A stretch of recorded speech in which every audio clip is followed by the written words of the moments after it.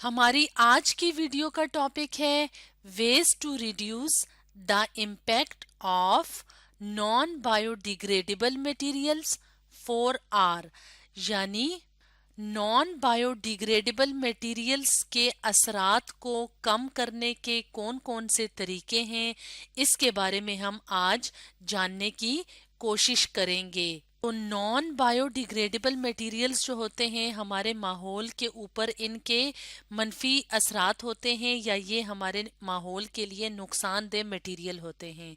तो इनके जो मनफी असरात होते हैं या इनके नुकसानदेह जो असरात होते हैं उसको कम करने के लिए हम 4R मेथड इस्तेमाल करते हैं।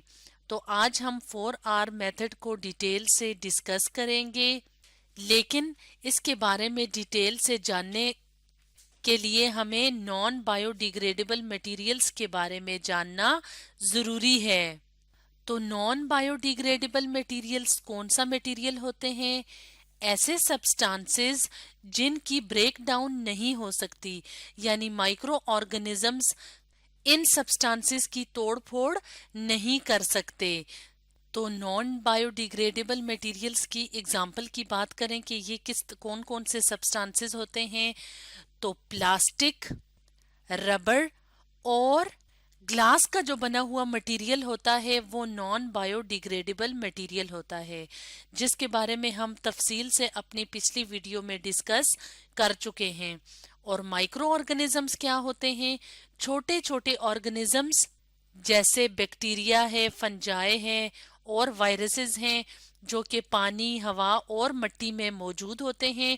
तो कुछ सब्सटेंसेस ऐसे होते हैं जिनकी तोड़ फोड़ करके माइक्रो ऑर्गेनिजम्स उन सब्सटेंसेस को सिंपलर सब्सटेंसेस में तब्दील कर देते हैं। जैसे कि एनिमल्स, प्लांट्स और ट्रीज वगैरह की जब डेथ हो जाती है तो वो जब जमीन में शामिल होते हैं तो थोड़े अरसे बाद वो खत्म हो जाते हैं, क्योंकि माइक्रो ऑर्गेनिजम्स उनकी तोड़ फोड़ करके उनको सिंपलर सब्सटेंसेस में तब्दील कर देते हैं। जबकि जो नॉन बायोडिग्रेडेबल मटेरियल्स होते हैं, जैसे प्लास्टिक के शॉपर्स वगैरह जो हम फेंकते हैं, इसके अलावा कांच की बोतलें, इसके अलावा रबर की जो चीजें होती हैं, तो वो इसी तरह जमीन पे पड़े रहते हैं और जमीन के ऊपर आलूदगी की वजह बनते हैं।